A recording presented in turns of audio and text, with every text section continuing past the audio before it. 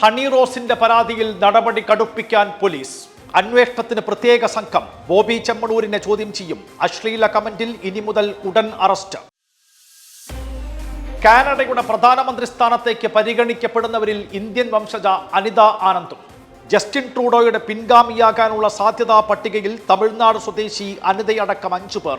അനിത ആനന്ദ് നിലവിൽ കാനഡ മന്ത്രിസഭയിൽ അംഗം. മലപ്പുറം BP അങ്ങാടി നേർച്ചയ്ക്കിടെ ആനയിടഞ്ഞ് 17 പേർക്ക് പരുക്ക്. തുമ്പിക്കൈ കൊണ്ടൊരാളെ തൂക്കിയെറിഞ്ഞു. ഇടഞ്ഞ പാക്കത്ത് ശ്രീകുട്ടൻ എന്ന ആനയെ തളച്ചു.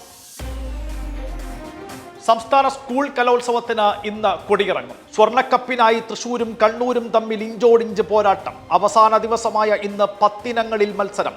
സമാപന ചടങ്ങിൽ ടൊവിനോ തോമസും ആസിഫ് അലിയും മുഖ്യാതിഥികൾ.